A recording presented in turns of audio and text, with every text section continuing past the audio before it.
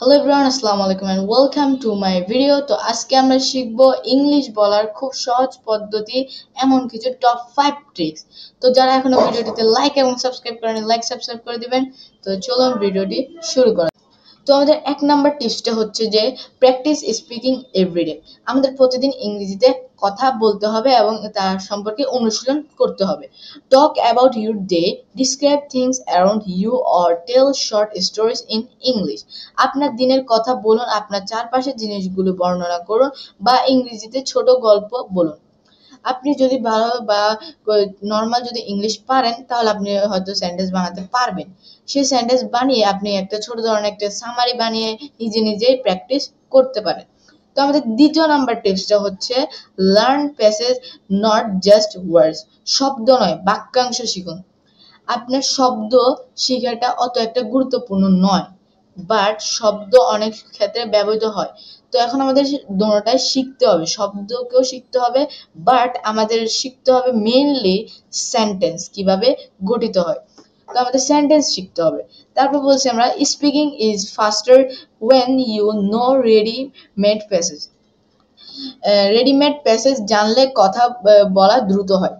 আপনি যদি প্রতিদিন সেন্টেন্সটিকে বা কোনো গল্পকে যদি প্রতিদিন আপনি বলেন তাহলে আপনার একটা দ্রুত একটা ইংলিশ বলার কিন্তু একটা দ্রুত চলে আসবে।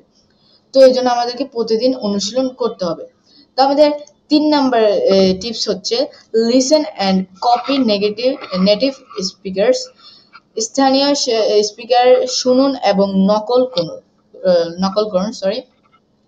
তো আমাদের প্রথমে আমরা কোনো একটা ভিডিও দেখব, অথবা কোনো চ্যাট জিপিটিকে জিজ্ঞেস করব, অথবা তাদের থেকে কোনো একটা ভিডিও নিয়ে তারা যেভাবে ইংলিশটা বলতেছে সেটাকে সে যখন বলতেছে তখন তার সাথে সাথে প্র্যাকটিস করব।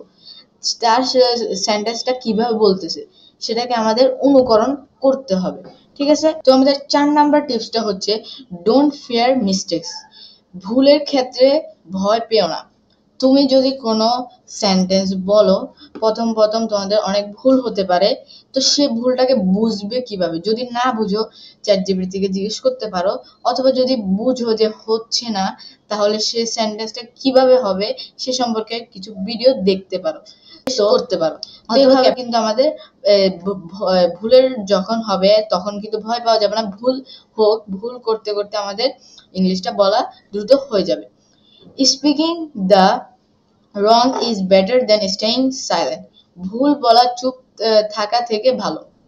আপনি যদি চুপ থাকেন তার থেকে ভালো আপনি ভুল বলেন। কেননা আপনি যদি ভুল বলেন, এখন ভুল বলতেছেন কিন্তু কিছুদিন পর আপনি হয়তো সঠিক বলবেন।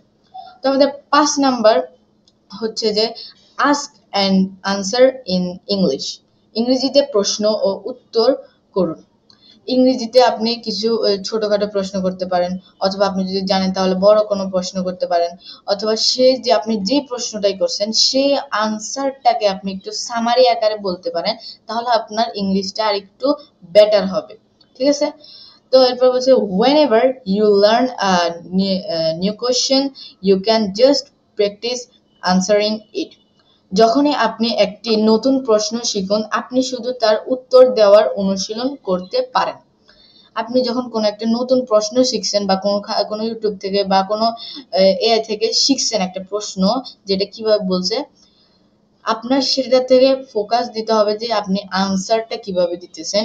সে আনসারটাকে আপনি শর্ট দিতেছেন নাকি লং দিতেছেন নাকি সামারি আকারে দিতেছেন। তো এখানে আপনার সবচেয়ে বেশি খেয়াল রাখতে হবে যে আনসারটা যেন সামারি হয়। কারণ আপনি যদি জানেন, আপনি যদি না জানেন তাহলে আপনার সামারি আকার দিতে হবে। আর যদি আপনি ইংলিশে অনেক প্র্যাকটিস এবং আপনার অনেক দ্রুত হন, আপনি যদি ইংলিশ পারেন বলতে, তাহলে আপনি আনসারটাকে ছোট করে দিতে পারেন। তো আমরা বুঝছি।